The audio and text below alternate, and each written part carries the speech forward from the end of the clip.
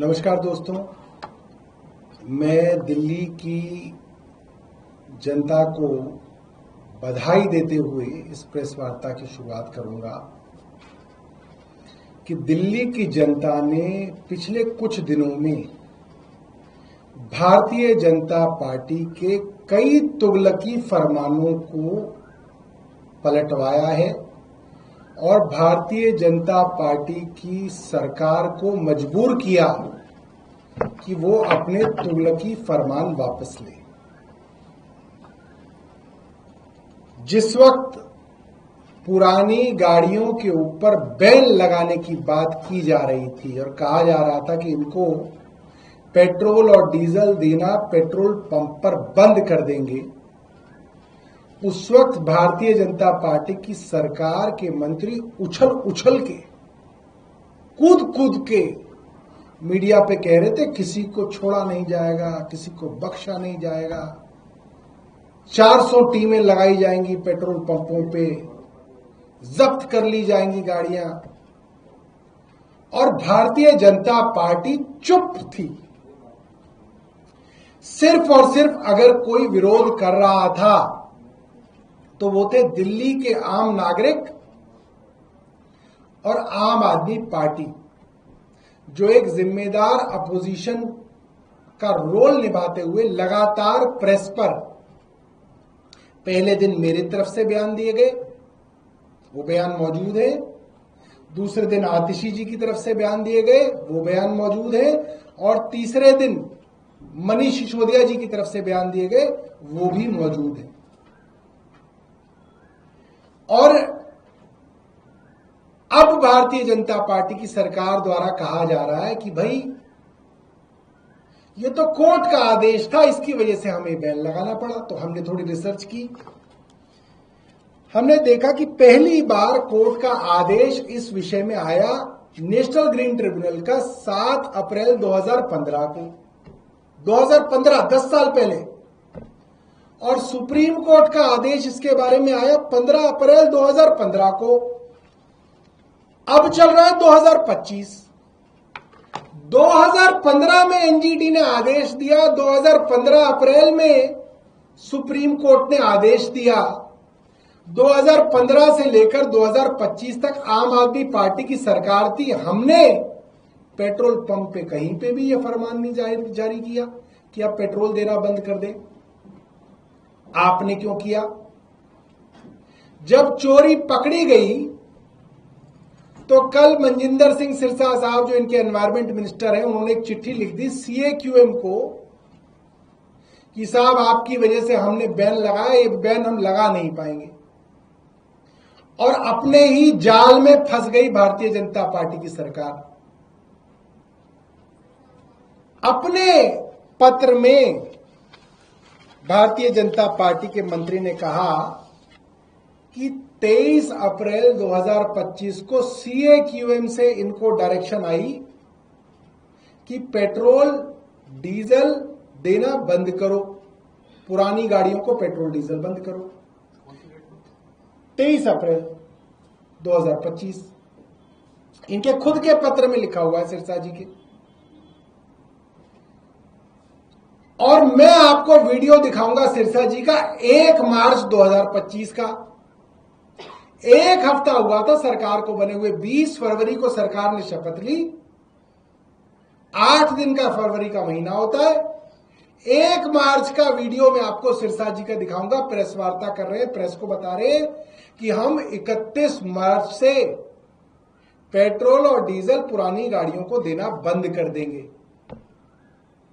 इसका मतलब आपने पहले तय कर लिया कि दिल्ली के अंदर 61 लाख गाड़ियों को सड़क से हटाकर नई गाड़ी खरीदने के मौके उपलब्ध कराने हैं। यह डिसाइड कर लिया कि दिल्ली की सरकार ने 1 मार्च को सरकार बनने के 1 हफ्ते के अंदर अंदर। और फिर इनकी और सीएक्यूएम की क्या मिलीभगत हुई कि फिर सीएक्यूएम, जो कि केंद्र सरकार के अधीन एक संस्था है, उसकी तरफ से एक पत्र लिया गया 23 अप्रैल को कि भाई ऐसे ऐसे बैन कर दो। और ये तो तैयार थे ही और इन्होंने बैन कर दिया। तो सीधे तौर पे दिल्ली सरकार ही नहीं, केंद्र सरकार का CAQM और भारतीय जनता पार्टी की दिल्ली सरकार की मिलीभगत में दिल्ली के ऊपर यह तुगलकी फरमान लाया गया और कोशिश की गई कि लाखों गाड़ियां, नई कारें, मोटरसाइकिलें, स्कूटर की बिक्री कराई जाए। और यह पहली बार नहीं हुआ है। आपको याद होगा, इनकी सरकार बनते ही सबसे पहले यह तुगलकी फरमान 3 व्हीलर के लिए जारी हुआ था। 3 व्हीलरों के लिए सबसे पहले कहा गया था कि अब से जो नया 3 व्हीलर आएगा वो ईवी आएगा, और जैसे जैसे कुछ 3 व्हीलरों की कुछ इन्होंने तय की कि इतनी म्याद जिन 3 व्हीलरों की हो गई है उनको खत्म करके इलेक्ट्रिक 3 व्हीलर खरीदने पर ऑटो ड्राइवरों को मजबूर किया जाएगा। ऑटो ड्राइवरों ने इनका विरोध किया, जिसकी वजह से इन्होंने वो फैसला यू टर्न किया, और आज दिल्ली की जनता ने विरोध किया तो इन्होंने ये वाला फैसला यू टर्न किया। मैं एक दुख जो है अपना जाहिर कर दूं। दिल्ली का एक नामी अंग्रेजी अखबार है टाइम्स ऑफ इंडिया, उन्होंने पहले पन्ने पे खबर डाली है, both BJP and AAP oppose to crackdown. Times of India कह रहा है कि आम आदमी पार्टी और भारतीय जनता पार्टी दोनों विरोध कर रहे थे इस बैन का।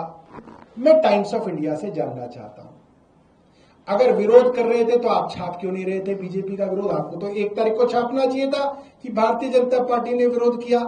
आपको 2 तारीख को छापना चाहिए था, आपको 3 तारीख को छापना चाहिए था, आप 4 तारीख को 4 तारीख को आप छाप रहे हैं। और अगर विरोध किया था तो वीरेंद्र सचदेवा ने कभी चिट्ठी लिखी हो तो हमें भी कॉपी दे दी जाए।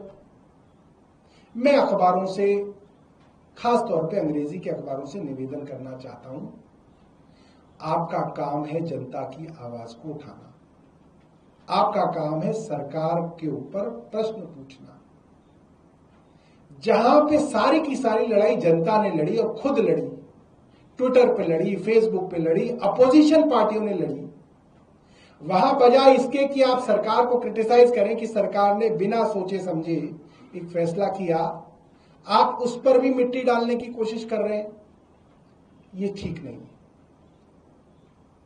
हम इसके तमाम जो पैटर्न है वो इकट्ठे कर रहे हैं और समय पे प्रेस काउंसिल ऑफ इंडिया के अंदर भी इसकी शिकायत करेंगे कि कुछ अखबार लगातार सिर्फ और सिर्फ सरकार का ढोल बजाने का काम कर रहे हैं। ये काम नहीं करना चाहिए, ये गलत है, ये आपकी जिम्मेदारी नहीं है। जिस मिडिल क्लास को आपका फर्ज है कि उसको बताना कि उसके लिए क्या सही है क्या गलत है, इस तरीके से गुमराह करने का काम जो है अखबारों को नहीं करना चाहिए।